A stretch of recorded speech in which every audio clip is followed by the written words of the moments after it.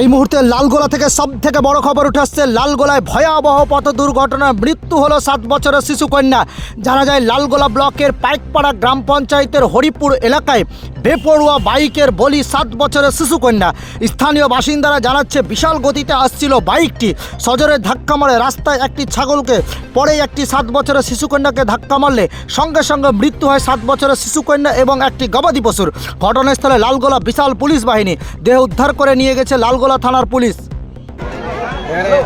আর এবং আপনাদেরকে দেখার চেষ্টা করি বাইক আছে R15। ওখানে একটা ছাগল মারা গেছে, বাচ্চাটাও মারা গেছে।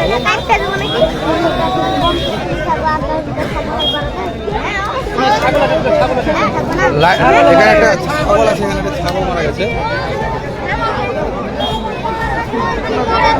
লাইভটি শেয়ার করে তাড়াতাড়ি অন্যের কাছে পৌঁছে দেবেন, তাহলে যারা এখন অব্দি জানে না হয়তো তারা জানবে এবং অনেকে সচেতন হবে। প্রত্যক্ষদর্শী একজনকে জিজ্ঞেস করবো। ও সরি, বলেন এখানে এই যে অ্যাক্সিডেন্ট হলো আমি জানি না, জানেন না কে দেখেছে? এরকম শুনলাম এরাই সব নিচে আছে যারা দেখেছে। দেখি একটু প্রত্যক্ষদর্শী কে আছে একটু। এতো ভাইজান একটু কথা বলবেন। হ্যাঁ বলছি যে বাইক ছিল, সে কোথাকার বাইক ছিল? চণ্ডীপুর গ্রামের। চণ্ডীপুর গ্রামে। এবং সাথে আরেকজন যাদেরকে মারেছে কেমন ছিল সেটা কি বলে? যার সাথে অ্যাক্সিডেন্ট হয়েছে ও বয়স কত? ওর 7 থেকে 8 বছর হবে মেয়েটার। মেয়ে ছিল। হ্যাঁ। আর একটা ছাগল দেখছি, একটা ছাগলের বাচ্চা ওই যে নিচে বাঁধা ছিল, ছাগলটা ছাগল স্পটে মারা গেছে, আপনি দেখতে পাচ্ছেন।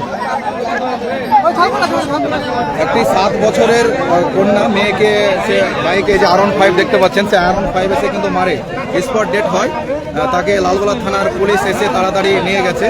আর এবং দেখতে পাচ্ছেন, না দেখালে বড় অসুবিধা হবে, দেখাবো না।